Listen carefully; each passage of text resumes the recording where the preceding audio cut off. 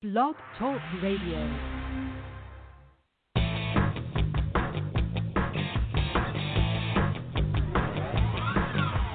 Hey there! Welcome to Big Blend Radio with your hosts, Lisa and Nancy, editors of BigBlendMagazine.com.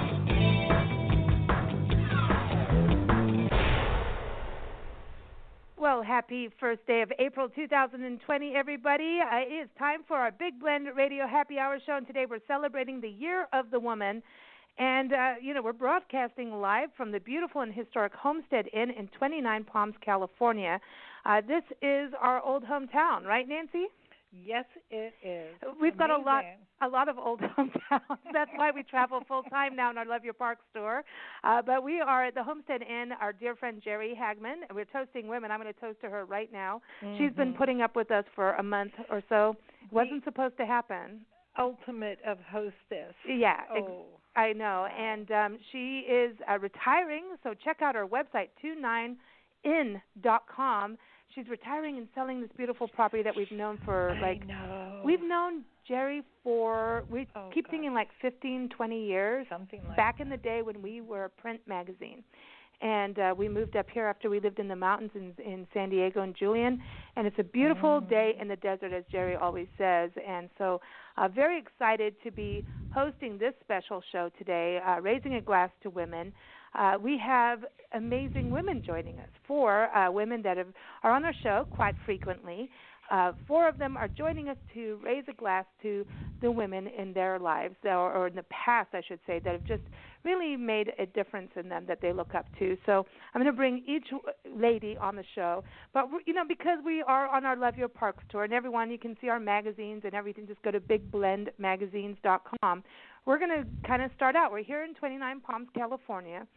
And, the 60 seconds of separation, or 6 seconds, would be Linda Kissam. She's a food, wine, shopping diva.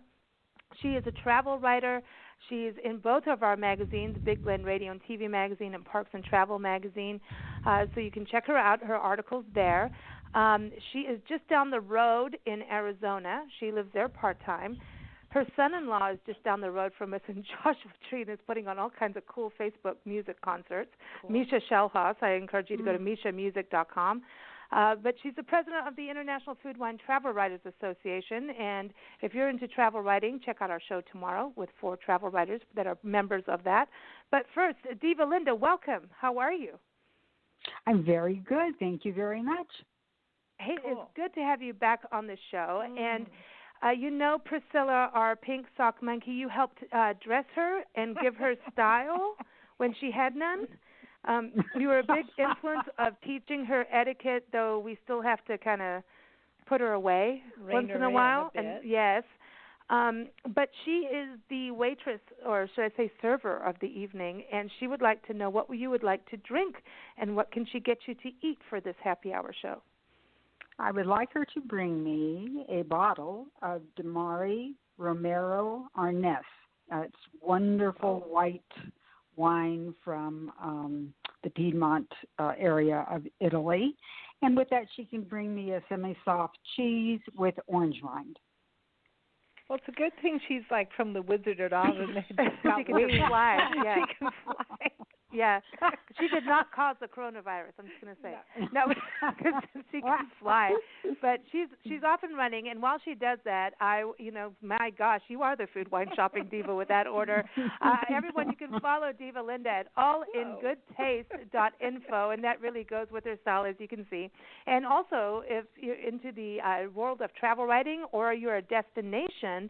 Either side, anything to do with travel and tourism, go to ifwtwa.org, an awesome organization that connects everybody in the world of tourism.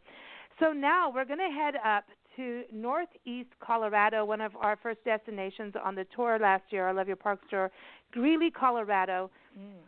Just unbelievable. They say you just got to get here, and it was so true. I couldn't believe it. The public art, the music, the Pawnee National Grassland, the Poudre River area, the Platte River, the South Platte River, the history, just love it there. Incredible.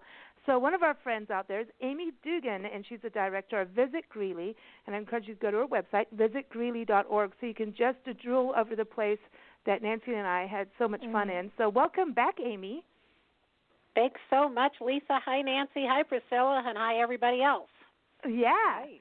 Hey, now listen, tell everybody how well we behaved at the Blues Jam last year, the Greeley Blues Jam. We really behaved, didn't we? You really behaved, and we'll take this offline and tell the truth.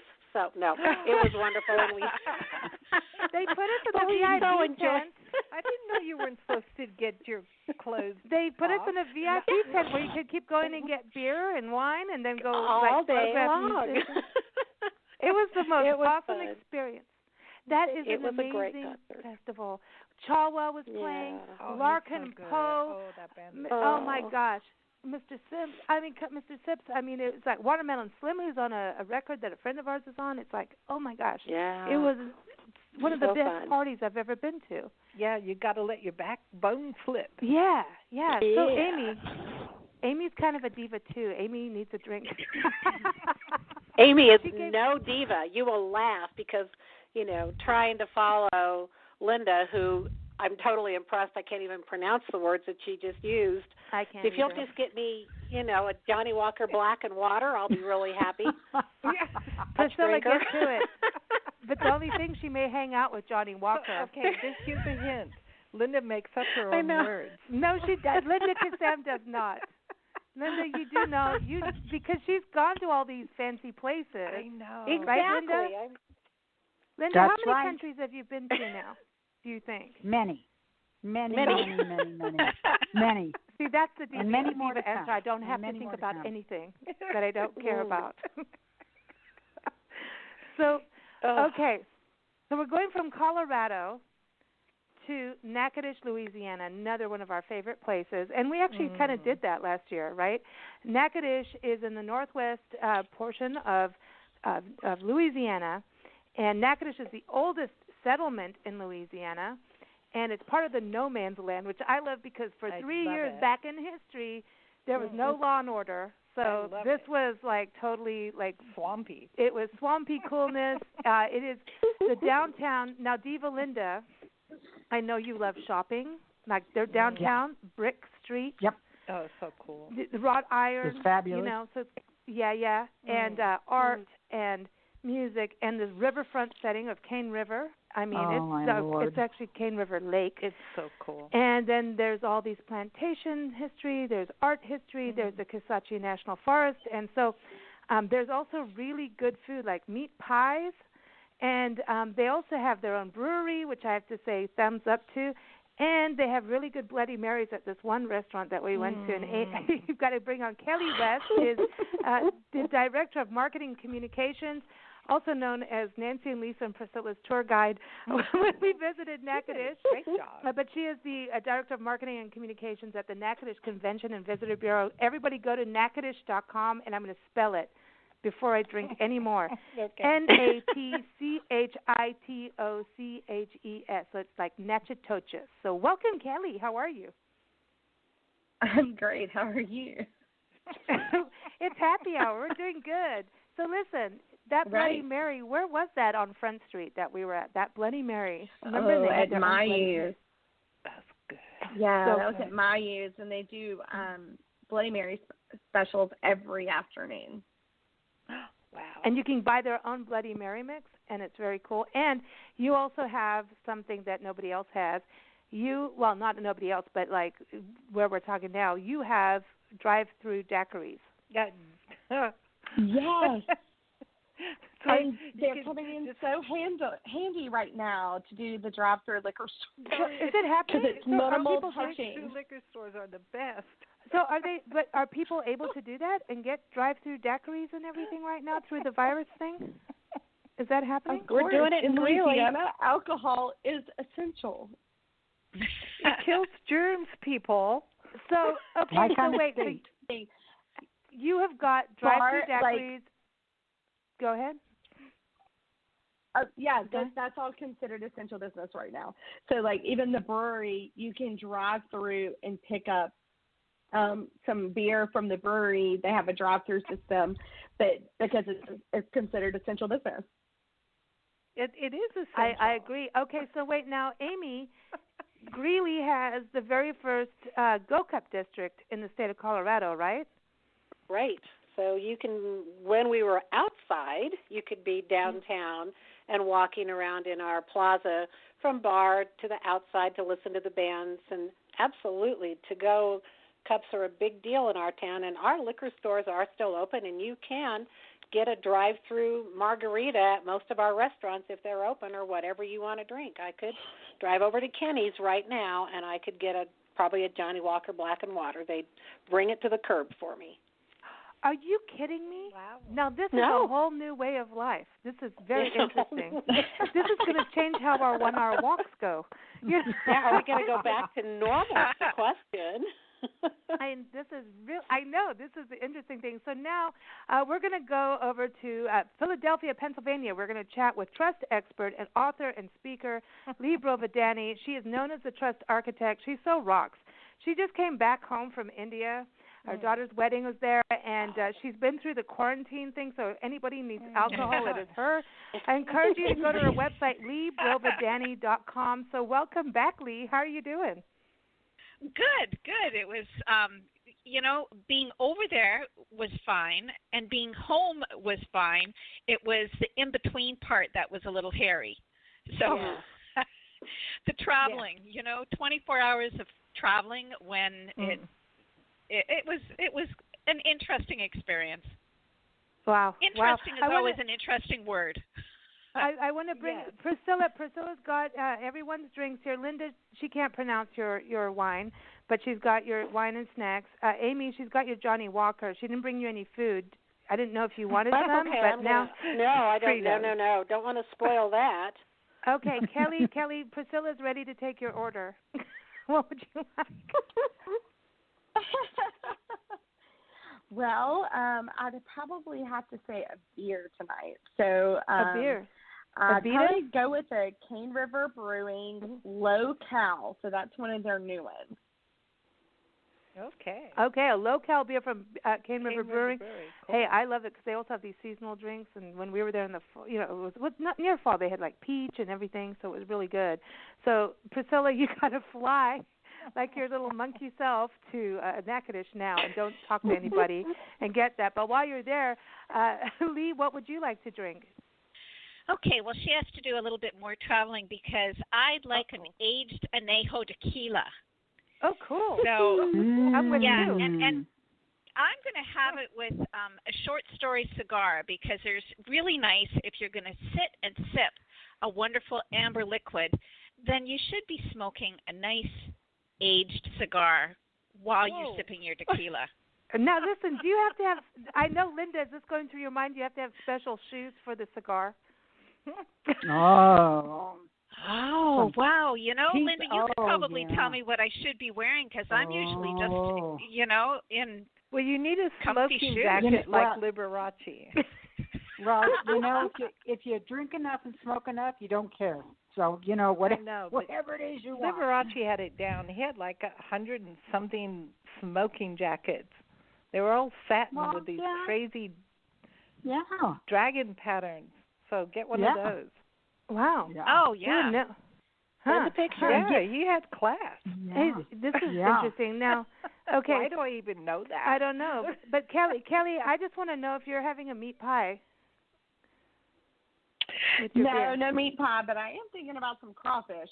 No, we're having. Ooh, that sounds good. Actually. And Crispitos.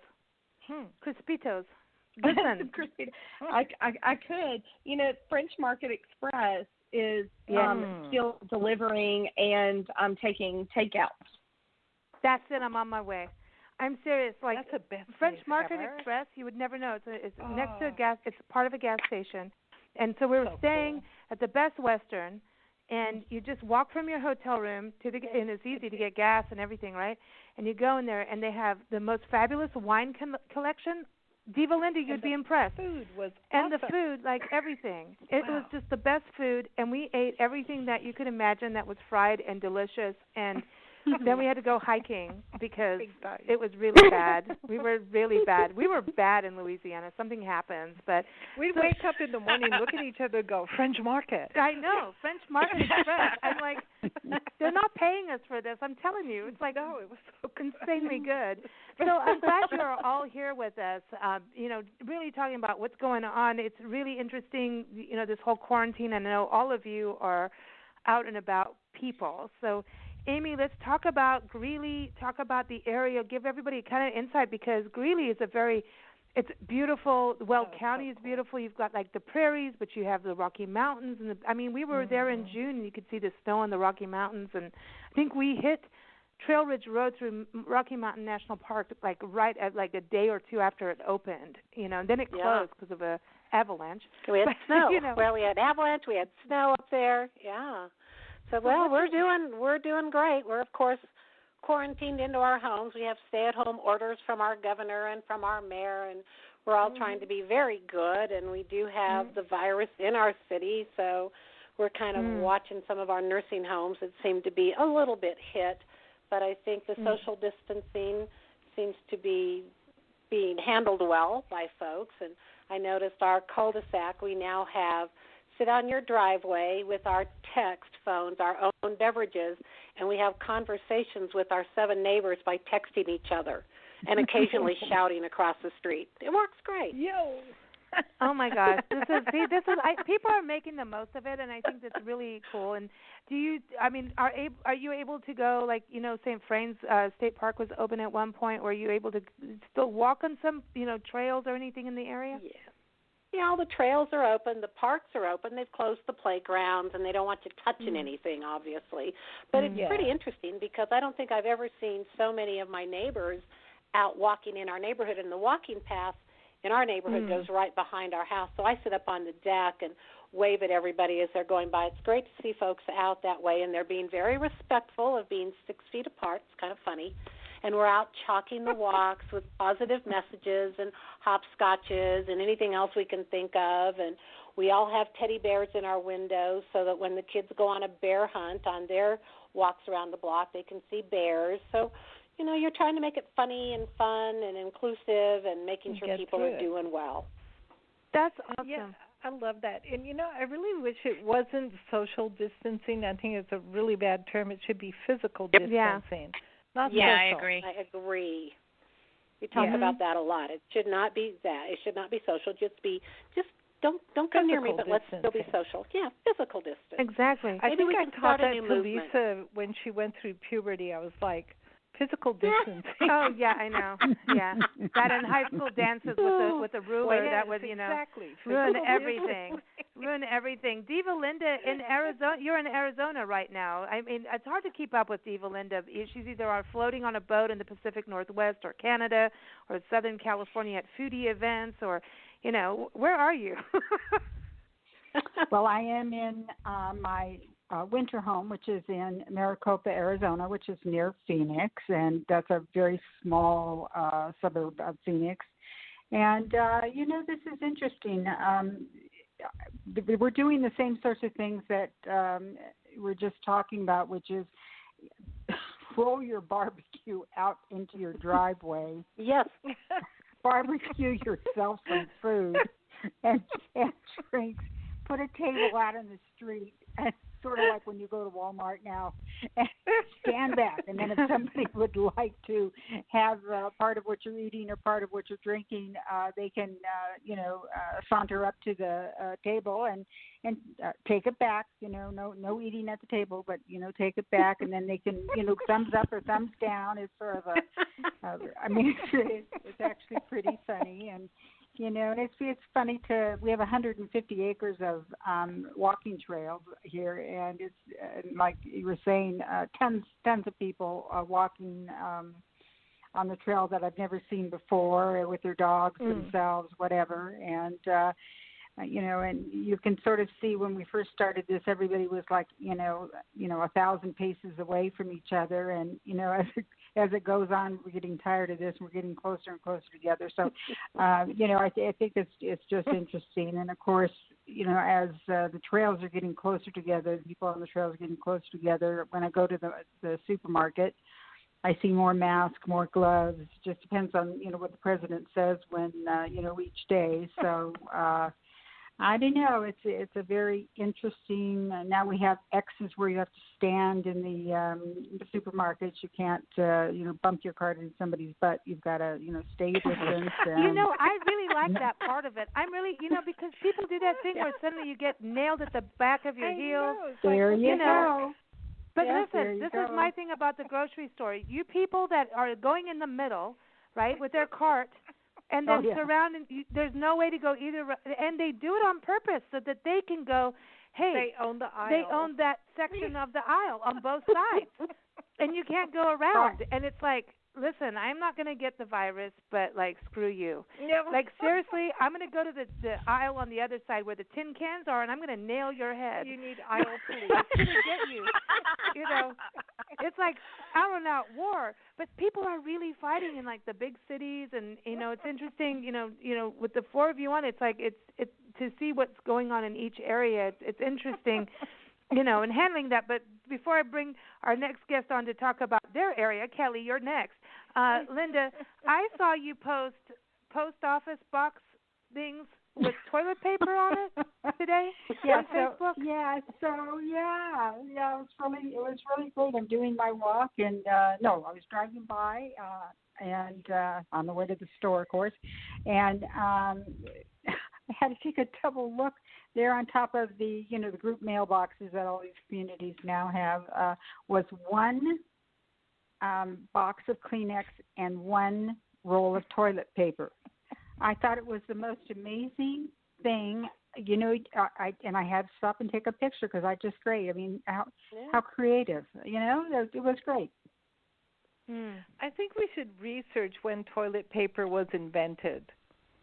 Because it seems to be a major, major player right now. Who would have thought? I have a funny story. I want to tell you this funny story. So this happened to me twice. Once in Walgreens and once in our large supermarket. So I'm buying other things, and I just to get from one end of the store to the other go down the toilet paper aisle, which, there's nothing there. There's nobody there. There's nothing there. But I just happened to hit it when, and there's signs everywhere saying, don't come in here for toilet paper. We don't have any, come back in, June and, that sort of thing. And I making my way around the corner, not thinking about anything. Here comes this huge, cart of toilet paper, and this woman says to me, and I'm not even thinking about this. My focus is on the peanuts, down the road, and the woman who had all the boxes says to me, I like your shoes. Here's a 6-pack of toilet paper. I thought, how about that? Couldn't find it if I tried, but there she was. She gave it to me, and the same thing happened to me in the supermarket. I was just going from one end of the store to the other. It just happened to be when they was a surprise pop-up of toilet paper, and I thought, and, it was like, keep it moving, honey. Don't stop to say thank you. Just keep it, because there are 55 people behind you. And I thought, what? And I turned around, and sure enough, the line had started. So I'm just telling you. Oh my God. Wear your best shoes, and you're likely to get something you weren't expecting. Oh my gosh! So we're now in a society of pop-up toilet paper sales and shoes. Were they sparkly? I mean, you. These are my new peep toe sneakers. People love them. They're they're flat and bouncy, and they have a knit on them. So here's her toilet paper buying shoes. I know, really, and you'll I'm wearing them every day now. Oh my gosh! And they're going to end up in an auction one day. Here it is, Diva Linda's, toilet paper shoes, flat and bouncy shoes, wanted for toilet paper. I love this. I love this. Kelly, how is everything going in Natchitoches, Louisiana? We're holding pretty steady right now. Louisiana is in the news a lot lately. We're the third highest per capita state for this right now. But Natchitoches Parish is doing okay. We've only got 2 confirmed cases. So, but we have obviously a stay-at-home order that's been out for over a week now. It looks like it'll be extended by proclamation by tomorrow to April 30th. Most of our businesses, our shops, there are a few that are still open. They're using their Facebook page, their websites, etc., shipping, curbside delivery. Our restaurants, obviously, are curbside delivery. Our delivery services have been booming. We've been really pushing, shop small and buy local and things like that. For the most part, all of our attractions right now are shut down as well. We do have the trails in Kisatchie are still open, except for the Longleaf Trail because it's within the recreation area, and the recreation area itself is closed. You mean our favorite trail? I know. Our summer storm trail, like seriously, our wine drinking summer storm trail with piggies, and wildflowers, and hey, listen, ladies, check it out, magnolia trees, right? Awesome. There's magnolia trees growing wild in Kisatchie Forest, and they're blooming. Like seriously, when do you think of going in a forest and seeing magnolia trees in bloom? So it's especially when it's all pine trees and there's orchids and azaleas, but.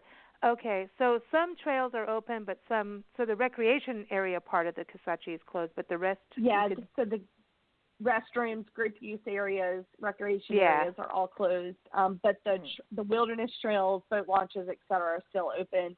So you can still enjoy the National Forest. And then our state park, Fort St. John Baptiste, the visitor center is closed, but you can still walk around the grounds right now and explore the fort.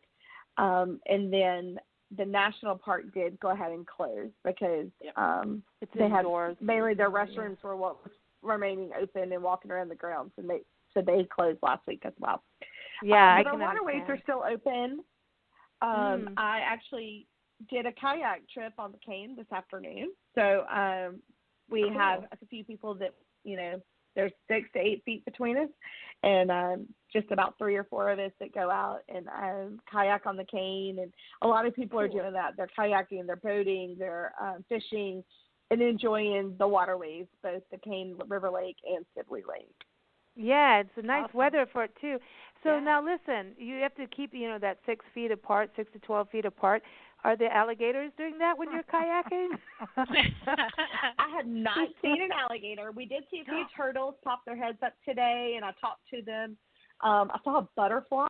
A butterfly came and almost landed on my paddle, and I was like, "Hello!" Oh, that's so cool. But we have not seen any alligators. But they do. The section that we've been kayaking is a little bit more residential, and so we do know that they are further down toward the dam, and we did not go that far. So they're so cool. I just know that's in everyone's heads. Like there's gators in Louisiana. But they're so cool. But it's and the Cane River Lake area is so beautiful, and it's.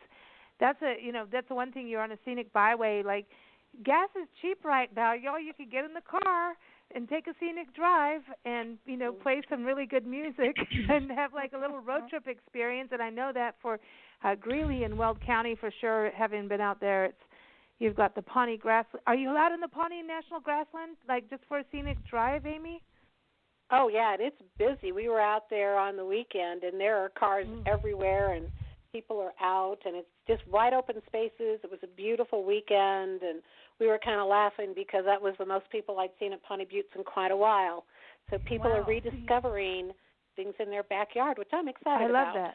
That's awesome. See, this is kind of I know this is a really crummy situation, and it's sad, and people were losing lives, so there's, I'm not making light of it at all, but there's always, every negative thing in life, there's always something positive that comes out of it, and we have to remember that and work towards that too. You can't just you have to work towards it. And I think people going out and discovering their backyards and taking a walk is a good thing, and realizing, hey, we do need human connectivity. And so I think there's some good lessons from this. And Lee, you're the trust expert, so this is kind of an interesting thing right now, isn't it? Like suddenly everybody's stuck in the same room and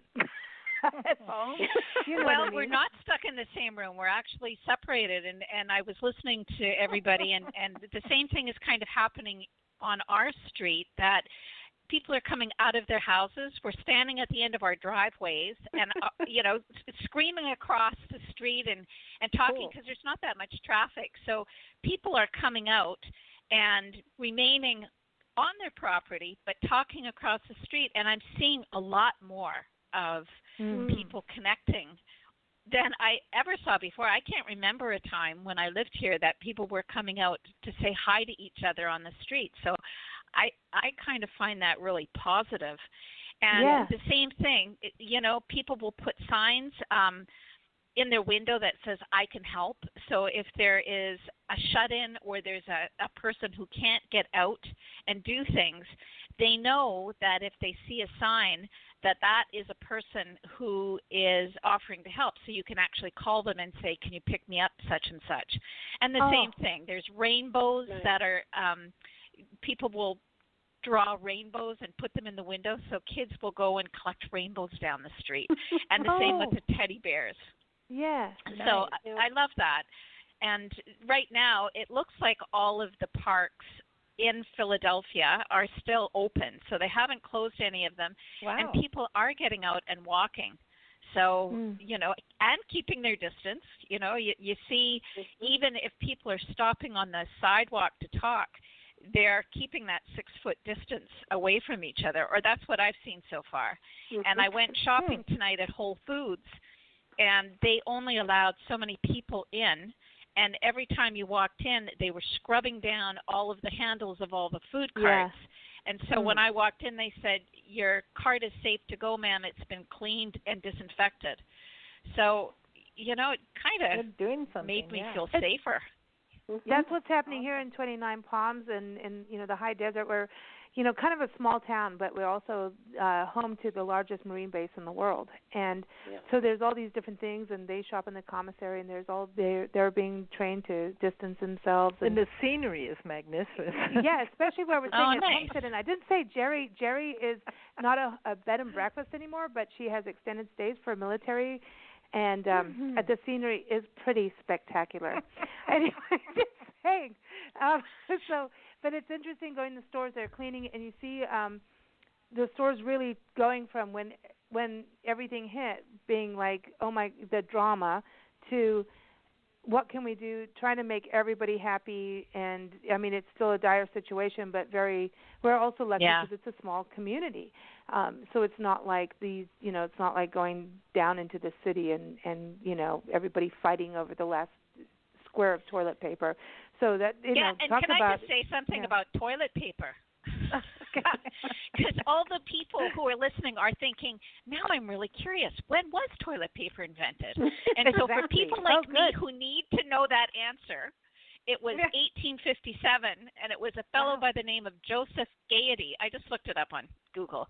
And before there was toilet paper, here's some of the things that they used instead of toilet paper. And I can't imagine, but seashells. Seashells? No. Yeah. That's what it says. No. Corn cobs, no, thank you. weeds, grass, corn cobs, sand. Whoa. Ow. So. I did know about there the corn you go, cobs, everybody. Actually. How do we keep doing a show after that? I've got the giggle with the corn. How about just a leaf off a tree or something? No, all I want to say about the seashells, now you know how oysters were made. Not oysters, pearls. Oh. No, sorry. No. Okay, all right. Wow, okay. Seashells. Yeah. Yikes. Yeah. Whoa. She sells No wonder seashells they walk on the funny as seashore. caves. That's why cavemen walk so funny. Exactly. Oh my gosh. Okay, don't start me. Don't even start me. Okay, so now let's talk about women in history, right? So we think about, women in history have done so many amazing things. The Homestead Inn where we're at, this is this miner lady who came out across here and said, I'm settling this desert land. It's crazy. The lady who, got Joshua Tree National Park to even be a monument was from Mississippi, came across here and said the desert is beautiful, and she fought for Joshua Tree National Park, Minerva Hoyt Hamilton. And so I'm just saying, Kelly, from the swamp to the desert, it happens, right? And oh my gosh, Kelli is sitting in the hotbed of women's history for sure in Natchitoches. It's like the women ran the city at one. Don't you think, Kelli? Your area is like women prevailed. It's insane. Like the women's history.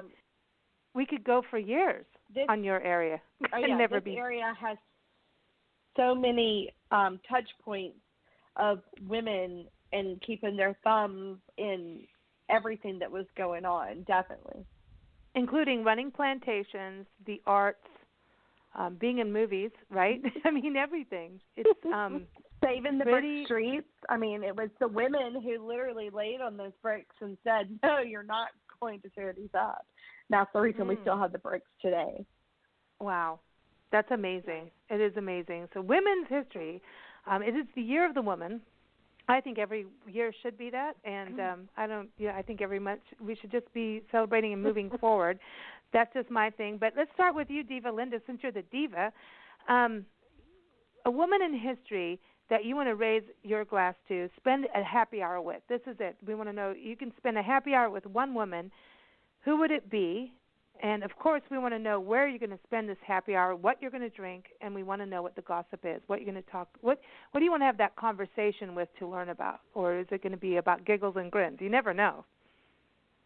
Well, I think because I'm representing foods and foodie and an association of writers and so forth, I think Julia Child, if you get into her history, she was a hoot. I'll tell you that. And she reminds me a lot of our travel writers. A lot of our travel writers came to us or came to be a travel writer through various paths. Maybe they were teachers, maybe they were administrators, maybe they were nurses, maybe they were a lot of different things. But always in the back of their mind, they wanted to do something more, something that spoke to their soul, something that, they couldn't quite figure out, but they had good writing skills and they had good organizational skills. If you look at Julia Child, she is hilarious. Although she came from a wealthy family and she had a good education, she went through many jobs, one of which she got fired for insubordination. This is sounding more and more like our group all the time. And and she had a significant other, a partner who encouraged her to be who she needed to be. And so at some point in her life, which was not in her early life, and in sort of her midlife, she decided she'd be the chef. And she went to chef school, and they laughed at her and said, you're too slow, you're too awkward, you're too whatever. And she said, screw you, I can do this, and I can do it better than any of you. And then she goes on to be this very influential woman, and I've been watching her old PBS shows. If you haven't done that, you need to do that. I watched it when I was younger, and I was all confused. I didn't know what trussing and braising and doing all these things. It made no sense to me whatsoever. But now I watch them, and I see this wonderful 6'2" woman in a kitchen that's not very glamorous, including the TV show. It is not glamorous at all. And she just sort of, she misses a chicken thigh, she throws it over her head, or she gets a big fish and she drops it. She drops it down on the table. She reminds me so much of our membership and the joy of life that comes from doing what you love. That's why I chose her. I mean, she just was, she went through a variety of things before she got to where she wanted to go. And I think, if I understand it correctly, she worked almost up until one of her last days. And she said, people who retire are boring. That's not going to be me. I'm going out, standing up. And so she did. And she was a World War II spy. I love her. I love her. I think she's crazy inventive and smart. But I love the spy story of her too. So they check it out, and they did a thing on her on Drunk History. I love Drunk History. Sorry, shocking. All right, best thing ever.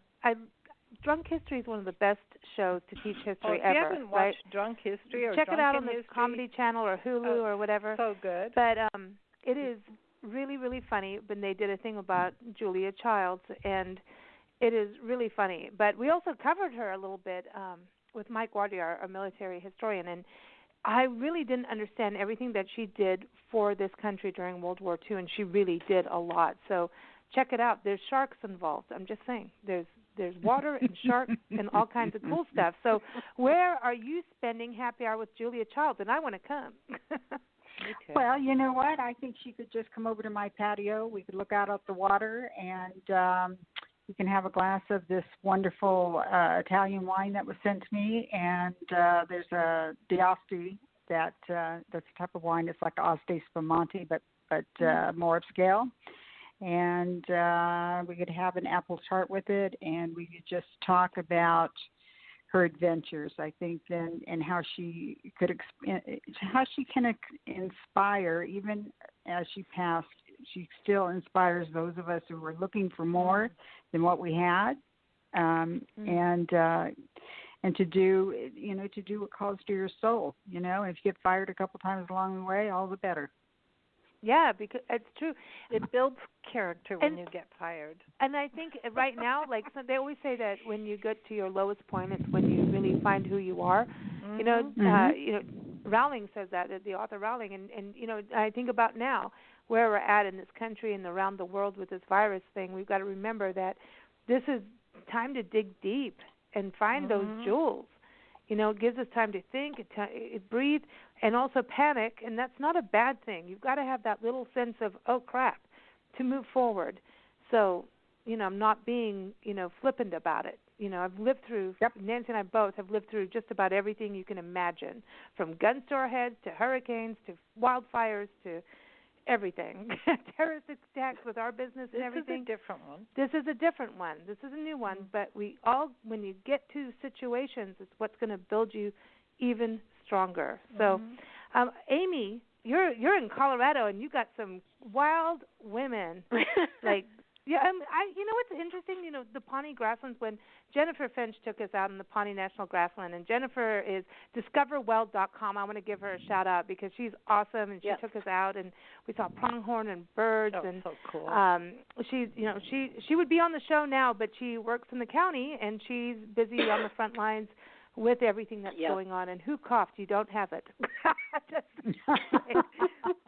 But Amy, your area, the women that came through, it's kind of like interesting. Here we are, where we are in the high desert, of these homesteaders that came across, and a lot of them, and a lot of where we went in your area, and then in Colorado, I noticed a lot of the homesteaders were women that were incredible badasses. That I don't know, like now, what would Kim Kardashian do? You know, don't even.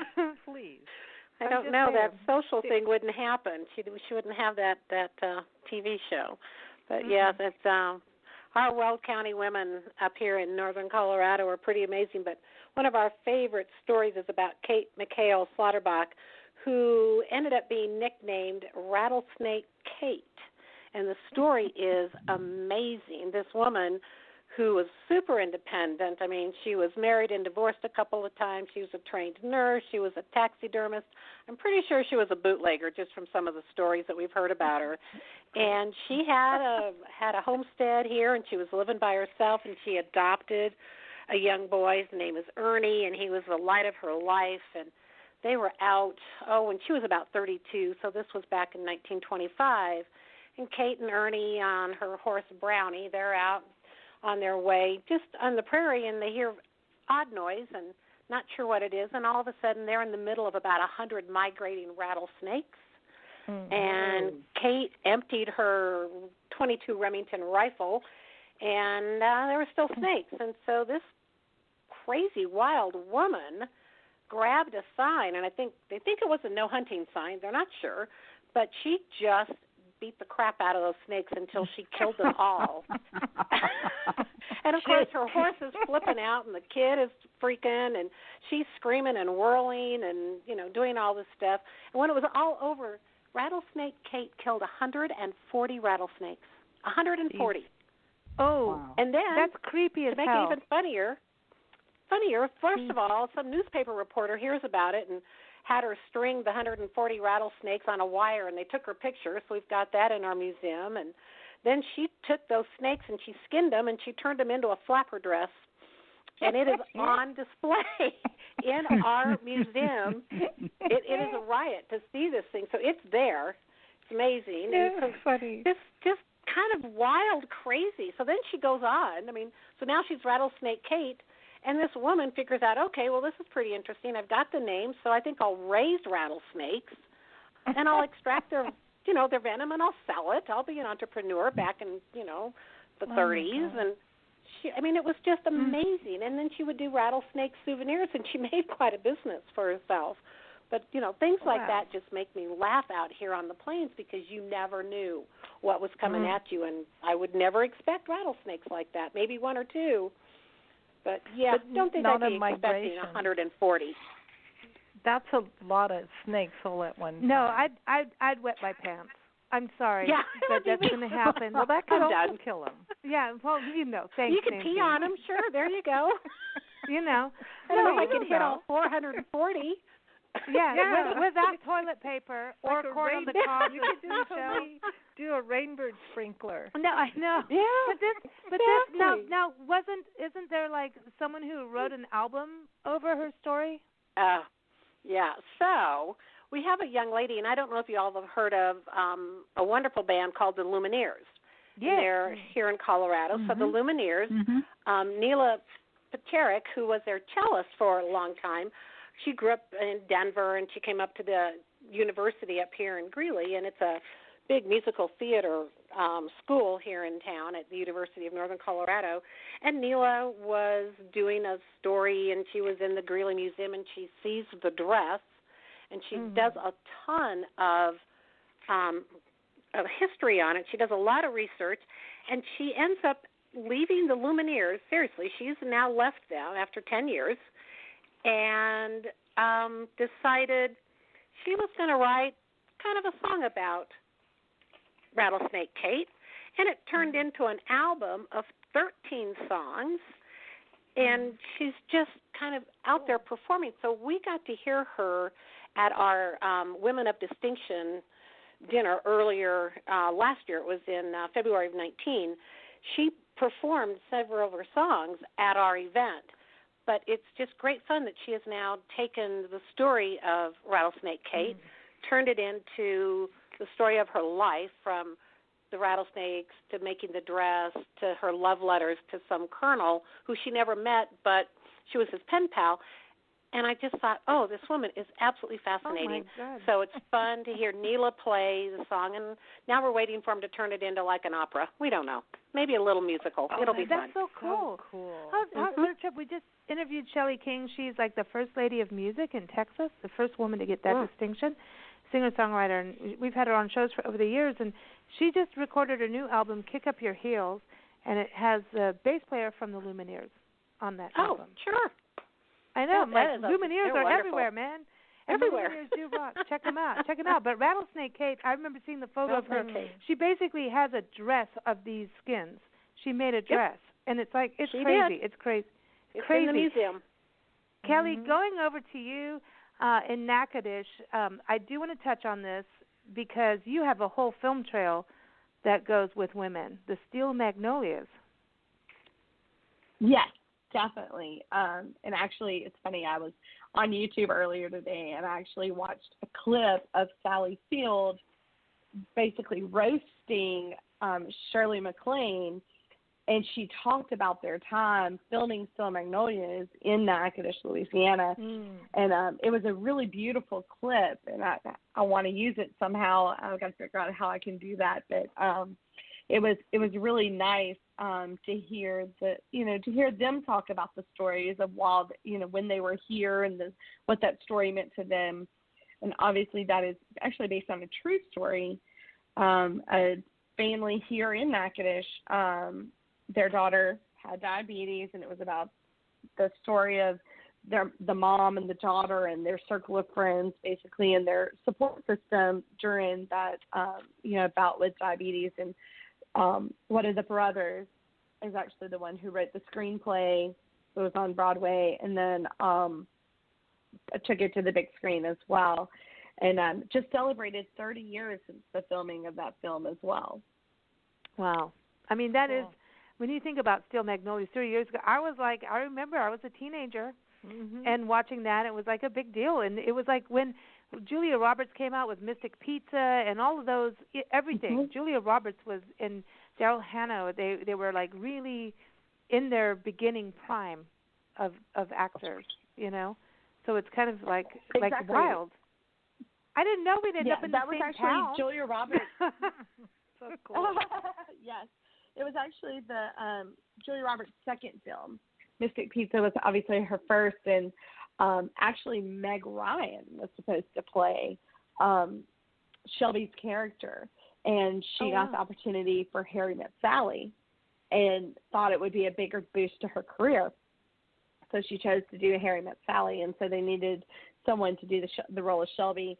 And one of the producers or casting people said, you know, I just saw this girl in, you know, she just did her first film. You know, she's kind of green, but I think she'd do well. And so they screened her and fell in love with a very young Julia Roberts. So, and it, obviously between Mystic Pizza and Steel Magnolias, she just saw her career go up from there. So a really cool start to her story.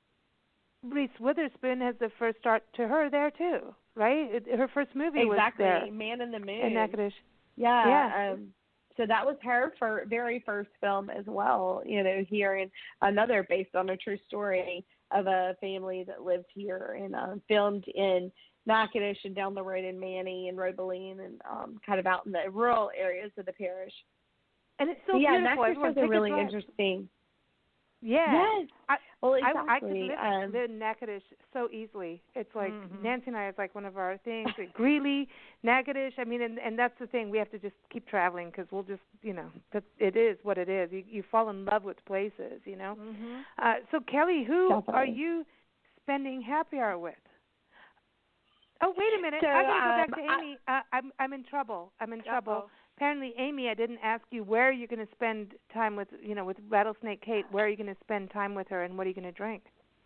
Oh, well, we luckily have her homestead in our little Centennial Village Museum here in Greeley. Cool. And I would sit on her little front porch at her homestead.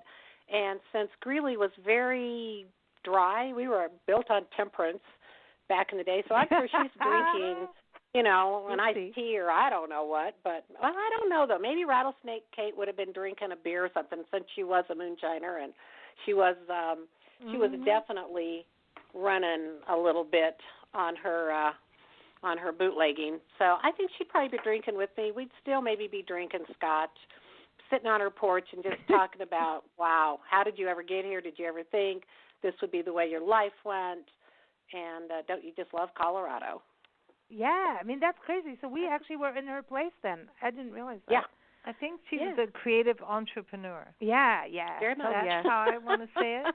Well, you create opportunity. We were talking with life coach Steve Piacenti on the show the other day about, you know, if something bad happens, create an opportunity. Not that you're, you know, not being insensitive. It is about like, hey, you can take the negative and make it into a positive. Make lemons, you know, take lemons and make lemonade. Nancy made a lemon meringue pie the other day. Seriously, I can't even believe it. She did. It was pretty good. Well, I mean, we travel. We don't cook, and she cooked. So anyway, she baked. I mean, that's even more. But so, Kelli, who are you taking to happy hour? You know, I think I would get Cammie Henry. You know, her. So Cammie Henry was from a sugar plantation in South Louisiana. That's where she grew up.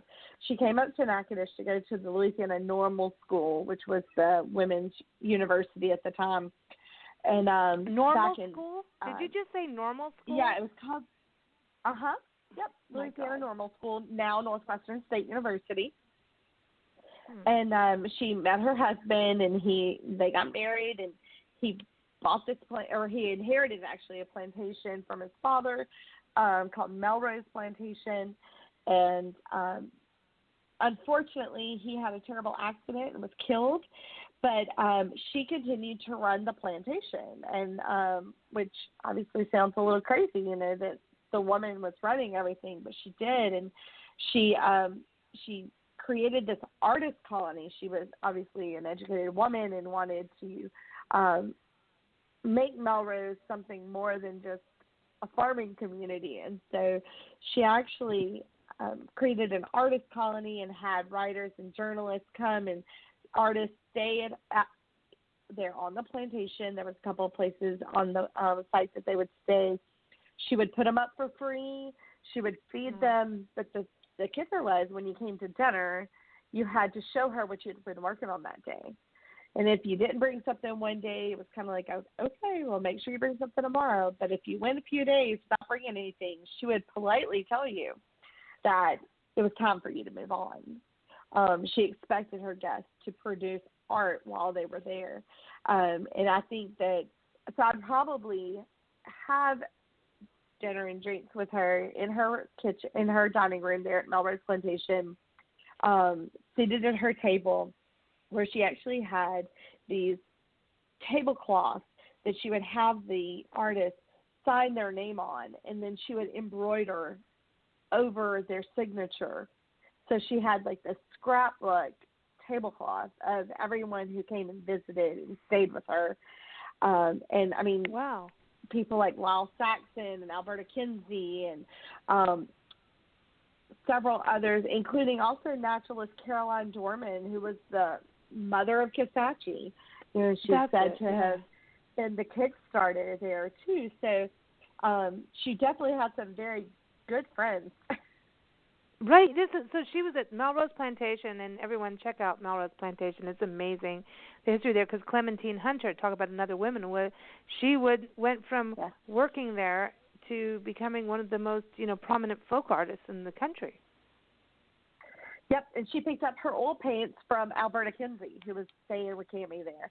So, Alberta threw them away, and she found them in the trash while she was picking up and said, "Hey, can I have these?" And Alberta was like, "Sure." So she started marking, is what she called it.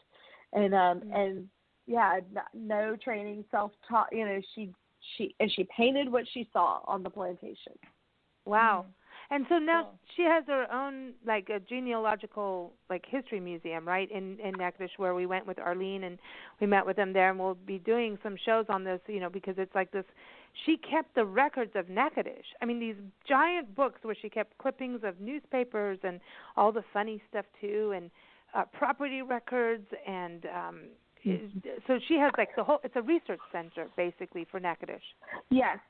Yes, so she began a collection of history books, manuscripts, scrapbooks of clippings and memorabilia, and when she passed away, she did pass them on to Northwestern State University, to the Cammie G. Henry Research Center there, and that's where all of those pieces are housed, including, and now they have, it is such an extensive collection with photography, all these photos of historic Natchitoches, even dating back to the Jefferson Highway, and collections of, works of art from different people, including the Federal Writers Project. Her manuscript collection is there. So, yes, an incredible research library used all the time there in Watson Library on the campus of Northwestern State University. It's really cool. We went there, and if you're going to touch anything, you have to wear gloves, just like we have to now when you go grocery shopping. Just saying.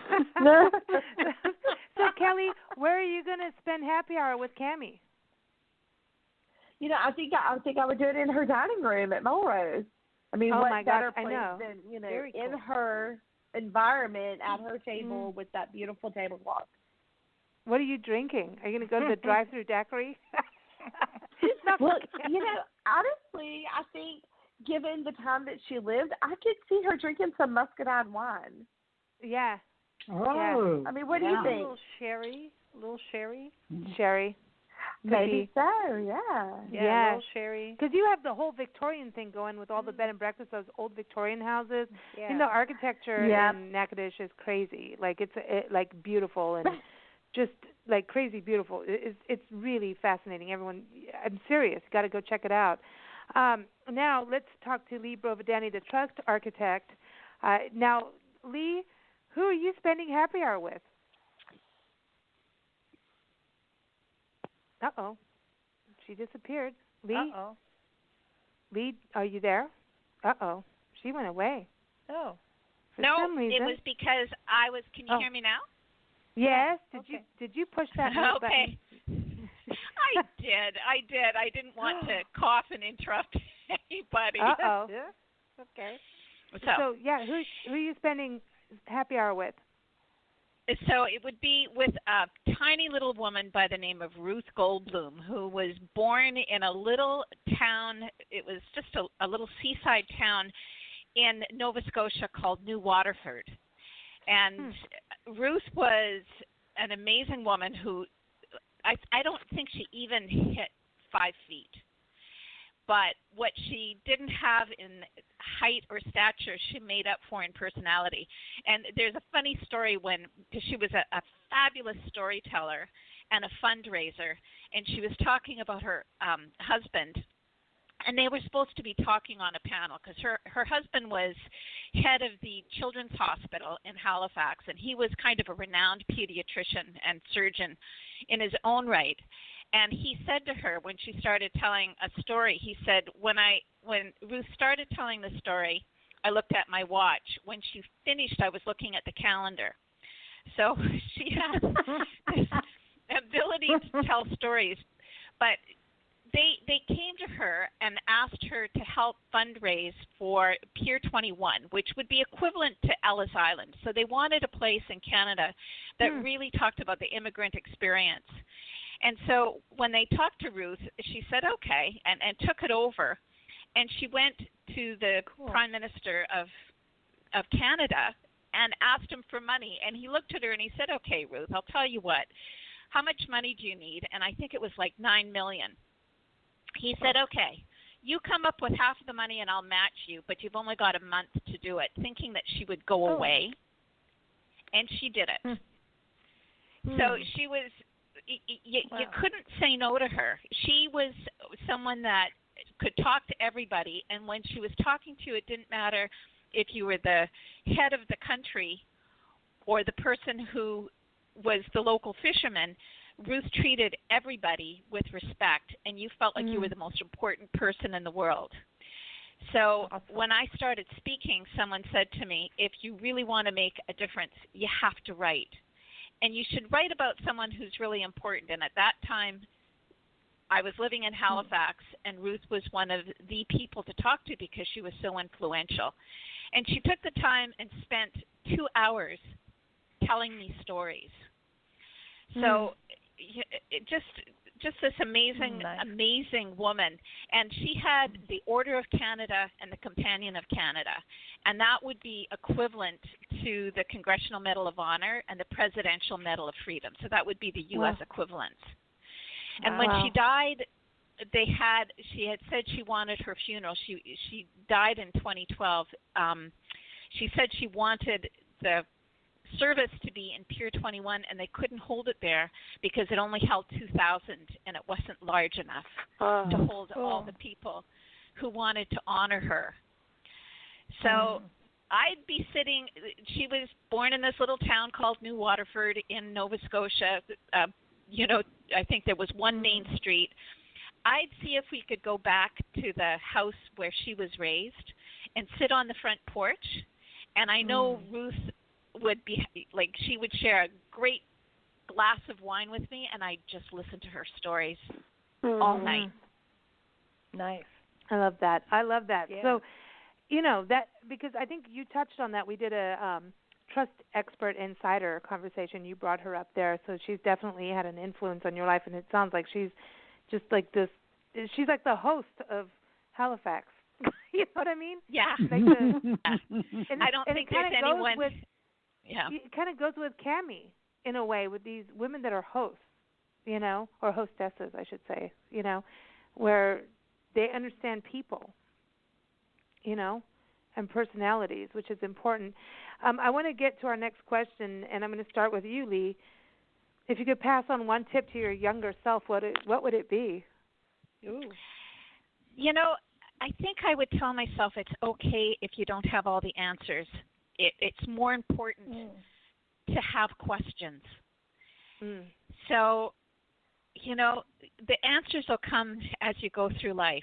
And a lot of the answers that you get aren't what you expected. And the other thing is that I tell myself to walk away from arguments that don't have a purpose, and being right is not a purpose. Learn to walk away. Oh, nice wow. One. I like that. Nice. I love that. Mm-hmm. Oh, my gosh. I love that. I've got to write that down. I like that. Walk away. No, it's really true. I love that. I love that a lot. And I think, yeah, you're absolutely right. Diva Linda, oh, my gosh. You're going to give a tip to your younger Diva self. And that would be that expectations of who you are for somebody else. For yourself, just slow down, discover, set yourself out on a learning path, and what success looks like will eventually come to you. And you know that's really hard to live by, right? Very. That's why I'm telling you. Yep, that's why I'm telling you now. Yep. Yep, that's a hard one. Amy, for you. Oh, I always wish I'd realized earlier in life that all I had control over was my attitude and my activity. That I was, my own navigator, and that I was in charge. I learned it a little later in life, but yeah, it's all you have control over is your attitude and your activity.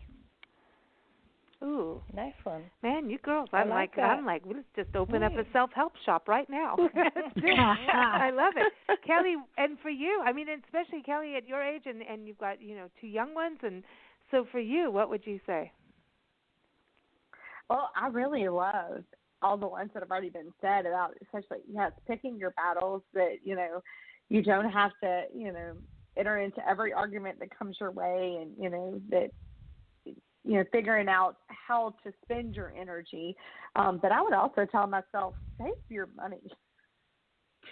I think, especially right now, yes, have fun, but while you're at it, put some money aside so that way, you can live a little bit more comfortably, and you can have a little bit more playing money as well. So I would tell myself, save some money. I think that is really huge. That's wise. Yeah, it's wise. It's true. Just even, sometimes you understand the value of it's just $10. Oh, actually, that's important. Every penny, Benjamin Franklin says, a penny saved is a penny earned, and it's so true. It really is. And I think a lot of people are going to find it out now too. It's like, okay, money is, a responsibility, and so I agree with you wholeheartedly. So final conversation piece is COVID will pass. All things must pass, good and bad, right? So we know April 30th pretty much is where we're all kind of locked down, and it's going to go up and down from there. But past COVID-19, I want to say this about destinations. We see it going around on social media too, that don't cancel your plans, but postpone them as best you can. Everybody's in a different circumstance, obviously, but, travel as much as you can. Don't close up shop. You know what I mean? There's things to be discovered, and parks are definitely one of the most cost-effective places to go. But let's talk about what you all want to do once this, the big ban is off. So let's start with you, Lee. Sorry, go ahead. Yeah, what are you looking forward to post coronavirus? Like once we can all run outside and do what we want. Seeing my kids and hugging them. Yeah, exactly. Seeing kids and actually being close again, right? Kelly, for you? Yeah. I have a few. Seeing both sets of me and my parents, my in-laws, my kids are so ready to go somewhere else other than this house. But I was telling my husband the other day, I want to go to a Mexican restaurant. I want to sit down. I want to eat so many chips and salsa and queso and eat at a table so much. I want to do that, and I want to go to the beach. I've been saying for weeks, as soon as this is over, vacations being requested, I'm going to the beach because this is for the birds. That's it. Perfect. The beach. He's going to the beach. Were you going to go by Lake Charles area? No, I'll probably end up in Mississippi or Alabama. Oh, okay, that's it. Oh, she's going. She wants not Florida. They don't want Louisiana people there, so I won't go that far. They won't get my money. Okay. All right. She's going to stop at the border there. All right. Who knew? Okay. Amy, what about you? What are you doing? Oh, I am missing 3 beautiful grandsons right now that I haven't seen for 2 weeks, and they're tiny. They're only 3 and 1 and 4 months. So that's the first thing. And then, they're just, we didn't think we were going to get any, and now we have 3 gorgeous boys. It's great fun. And I think just being out and celebrating life again and realizing what we have and cherishing every minute of what's going to come next and remembering my lessons that I'm learning through this interesting time. I feel like we're going to have like the world's biggest group hug happen, like, you know. Yes. Yeah, fireworks and parties and Yeah, it'll be great. Yeah, it'll be great. Don't pass the bottle around, though. Just wait. Wait a few more months. An extra couple months. Just saying. So, Diva, Linda, we're going to close with you. What are you looking forward to? Do you get to go to the Pacific Northwest? What's happening? So, personally, I look forward to, at the end of April, packing up and heading to our summer residence in Washington State and seeing all our friends as we go up the coast and so forth. And professionally, I'm the chair of our press trips, and I really enjoy working with all the CBBs and so forth and arranging our riders to come to their destinations. I think that will be needed even more than it was before, and I think there'll be, I think there'll be a different spin on all of this, and I look forward to see how this all sort of shakes up. And as much as I want to go back to normal, I want to see some improvements in the things we've done in the past. Agreed. Yeah, I agree. Diva Linda's always clicking her fingers. It's like we want improvement. No, but she's absolutely right. Absolutely right. I want to thank you, all 4 of you, for joining us here on the special show, Toast to Women. Women's History Month is over, but I just say, who cares? We're just going to do what we want because we are women. But everyone, again, keep up with Linda Kissam, the Food, Wine, Shopping Diva. You can see her on Big Blend Radio and TV Magazine, Parks and Travel Magazine. Just go to bigblendmagazines.com. Everyone who's on the show has been part of what we do through the years. And so, but Linda's direct blog is allingoodtaste.info. And also for the International Food, Wine, Travel Writers Association, go to ifwtwa.org. Whether you're a destination, a travel writer, photographer, blogger, author, even if you're a winery, check it out. Anybody in the industry, check out this is just a really good resource for everyone to connect. And on that, I want to say tomorrow's show, we're featuring 4 travel writers from the International Food, Wine, Travel Writers Association, getting an inside scoop of what it's like to be a travel writer, getting tips. We have Stacy Wittig, Elaine Masters, Mary Farah, Christina Cansavelos joining us. So that's Thursday, April 2nd at 11 a.m. Pacific time. You can go to bigblendradio.com on that. But also for Amy Dugan, Greeley, Colorado, you must go, right? It's like you just got to get there, right, Amy? Exactly. You just so visit Greeley.org. Listen, James Mitchener taught there, and we still have so many stories to tell about Greeley and Weld County, and so go to visitgreeley.org, but I also want to give a shout-out to Weld County. It's discoverweld.com, and it's really, the whole region is beautiful. It is just beautiful, amazing food, really good beer, really good landscape really good scenery, flower power, history. Rattlesnake Kate is there, and I'm really hoping the Greeley Blues Jam continues on, and if not this year, it'll definitely be next year. It is one of the best blues experiences you can ever have, so really recommend that. Also, Kelli, Kelly's out in Natchitoches, Louisiana, and I am pronouncing it correctly, Kelli. It's all that, daiquiri time that I can pronounce it. You're doing great. And everyone, Natchitoches.com is the website, so it's Natchitoches, so Natch, like catch, Natch, ITOCHES, Natchitoches, Natchitoches.com. It is really another just historic, good food, good people. That's the thing. We only have good people on our show in good places. They've got to be friendly. It's got to be welcoming, and you're going to have a good time in all of these places. You know, just I'm going to say unpretentious would be the word. Get real, just real. Let your hair down, have a good time, and both of these destinations will do it. And Lea Brovedani, now listen, Lea, this is mostly education, but you really work with everyone. You've got your books out. You go speaking, but do you work with people as a trust architect? Do you work with people virtually? I do now. I'm just saying. Zoom is your friend. Sure do. Yeah. So coaching, all of that. I think right now, with all of the uncertainty in the world, trust is probably a big deal. So I would encourage you to go to Lea's website. It's Lea Brovedani, and that's L-E-A for Lea, L-E-A, and then it's Brovedani, it's Brovedani, LeaBrovedani.com. Thank you all for joining us. It's been such a pleasure. We appreciate your time, because I know you had so much more to do. No, I'm kidding. I know you do. So fun. I know. I'm just saying. Can't we all roast marshmallows? I have nowhere together? to go. I know, right? I know, no. We're going to close the show with a song called Rise, and it's written for women, especially during the Me Too movement, from Nicki Kris. It's on her latest album, Heartbeat. Nicki will be back on the show soon. She's got new music coming out, so you can go to her website, Nicki Kris, NICKIKRIS.com. I'm just proving I can spell, so check it out. Here it is, Rise. Thank you, ladies. Thanks, you ladies. take care. Stay safe. Thank you. Stay disinfected.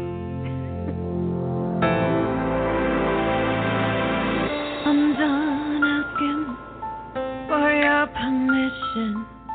I'm tired of hearing what I can and can't do. I'm done keeping things all to myself.